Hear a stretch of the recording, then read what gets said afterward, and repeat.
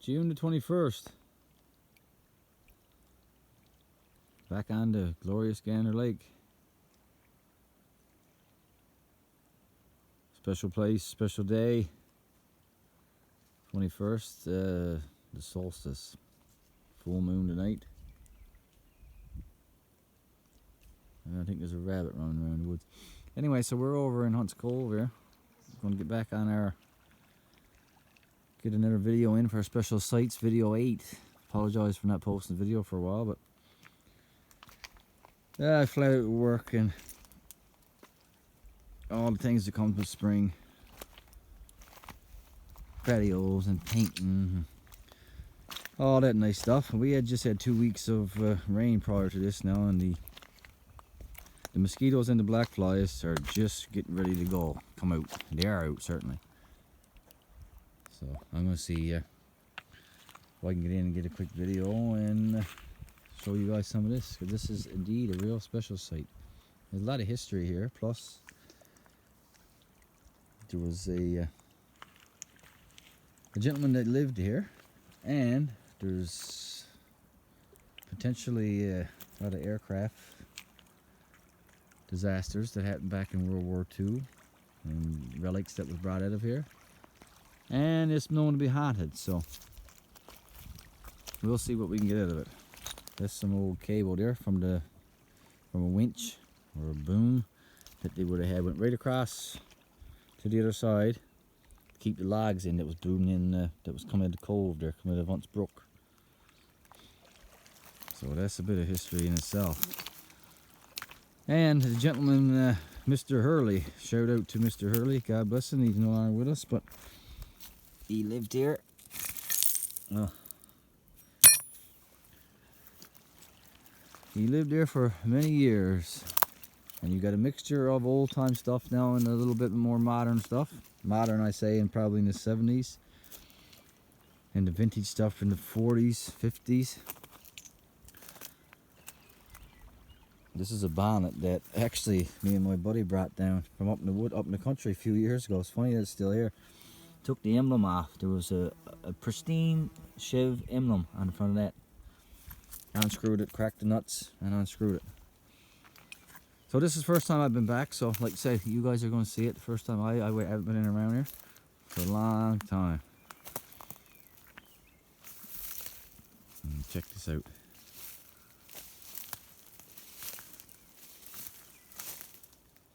Mr. Hurley's camp. God bless him. Wonderful man. Lived here with his dog. All by himself. Very remote area. And there's stuff around here in the woods, I'm going to tell you.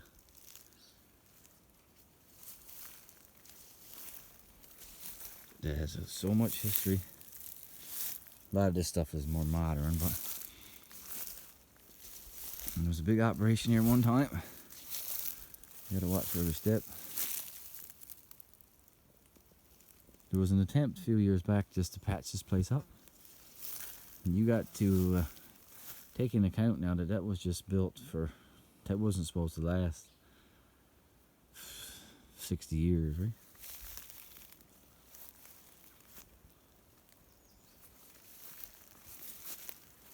But yeah, they used what they could. A lot of it was scrounged. No doubt that's probably one of the old ranges that was probably in one of the older camps. Reused. With old chain and stuff.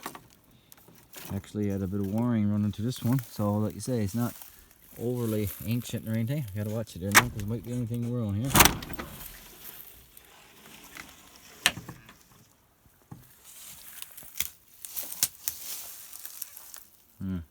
Old tree burner. Propane? Yes, propane, yeah. Bit of wood left here. I gotta watch this. This could cave in on us, and this is gonna be a bad day right now. No bats. People got her cleaned out pretty good. There was a full load of buggy wheels there from a 12. He had his only mode of transportation besides the boat was the old 12 Elan for traveling back and forth the woods roads and hunting and that type of thing, ice fishing. And so I'm not sure if we can get inside. Gervis for allowed in by Mr. Hurley.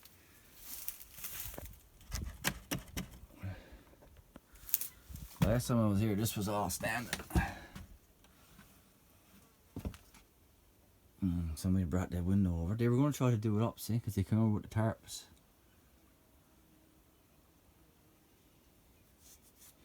Roof was all strapped out long ways. They got her cleaned out. You only knew the stories that was in here. That was told in here. Watch it.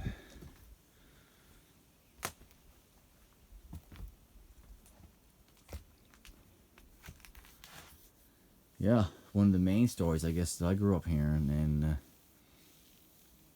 you know, we laughed, but it was no laughing matter to Gervis Hurley, Mr. who owned his cabin. When he had his stove in, and the bunks were over on this side, and his dog, you know, there was another place we got to go to, straight across. And that's another wonderful place to tell you about. Well, that's about the same age over there as well. And this place was a pretty happening spot, you know, on the weekends, and always a crowd here. So anyway, a lot of the 4 or 5 gentlemen that I know personally, or I knew personally, were in this cabin late in the night, no doubt having a few swallies with the dog underneath the table, and, you know, stove going, and everything tickety-boo. Like I told you, there's so many stories about this place being haunted, right? So anyway, if you see Gander Lake out through this window, we're in the cove, straight down through there. That'll run you right down towards the Gander, Benton. You know, that's the longest part of the lake.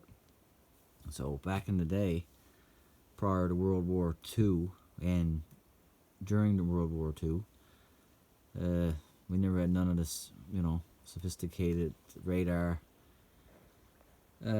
towers, communication, you know, none of that. They was just line of sight pretty much. And so when that was froze, it would look in a stormy night same thing as a runway, you know.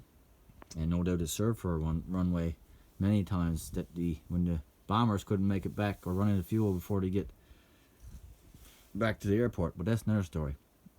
So anyway, the story about this particular one is a single engine, smaller plane, passenger plane, came in, and I guess the pilot, God bless him, thought that this was the runway, and he successfully landed the plane, but there wasn't enough ice out there. When the plane stopped, chunk, she went down, and there was a lady on there and whoever else. So anyway, after that, the fact, the years and years here, Gervis would just say, you know, the lady's back, and, you know, he wouldn't be afraid or anything. The dog would run under the table, and the boys would just laugh. Oh yeah, Gervis, say, come on, boy, come on, have another drink. And they actually seen the old lady come in through the door, go over and warm her hands up on the stove.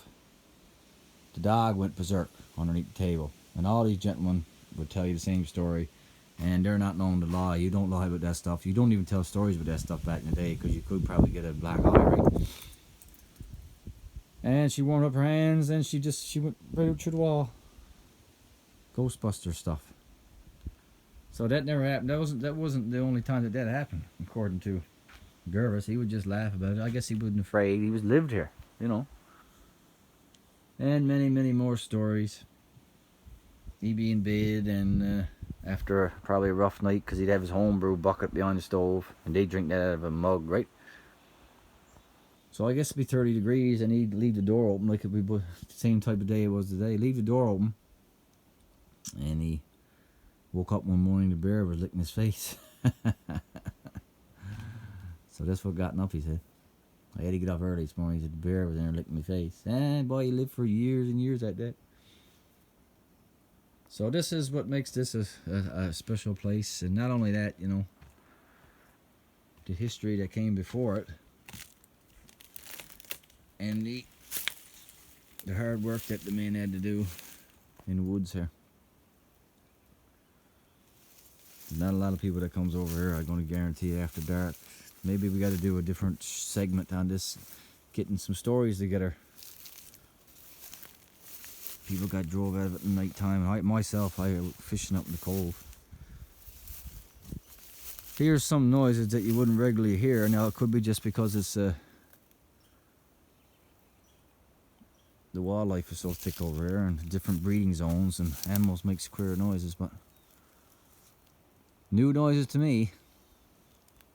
It was a beautiful spot. It's a pity that they never finished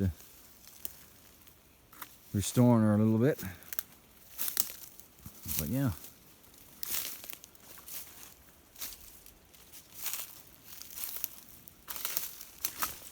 So this was one of the dump sites. I guess generational dump site. No doubt Mr. Hurley used it because you got some modern with gas and some pots and pans there that's not so old. And then underneath that he would have some older stuff.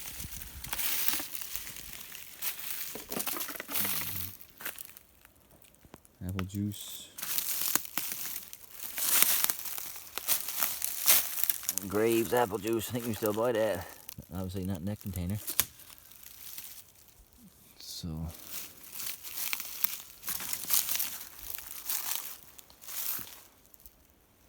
yeah, there's stuff up through the woods there, man. Like that old bonnet off that truck. You know, you go a little bit further.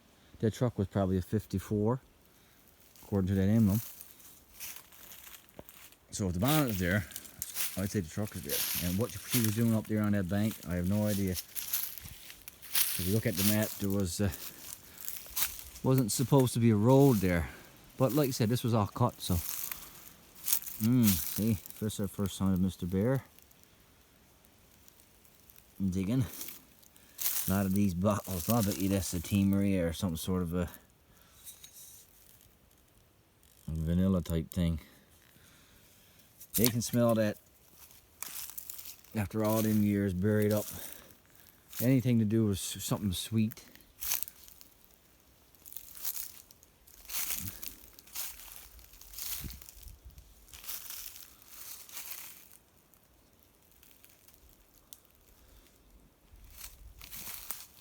So yeah, the work that went on here, and we're here complaining about a few nippers now, but back in their time, they were probably just back in the woods now, cutting 3 or 4 cord of wood with a buck saw. And they filing their saws and that for the next day. And you want to talk about the nipper bites that they got. Black flies, sweating. Grandfather used to run, well, he ran a couple of camps and he put in a lot of roads up here. They get that bad, he used to use base oil on their skin to keep the flies away. Now check this one out. No, that's a beautiful picture just like it is.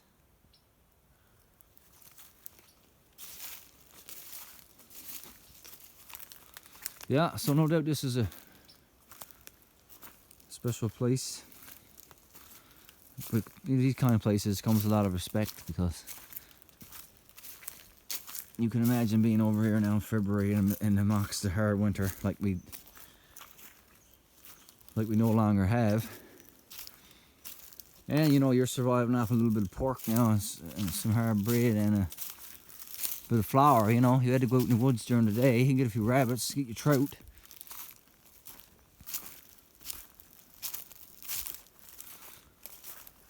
Just to make it through. And then I guess somebody would come up once a month or so and trail goes out through there. Once a month or so and stock you up a little bit. During the summer it wasn't so bad. There's no roads comes around here on the other side. There's no road. You want to take 2 days to get it around there.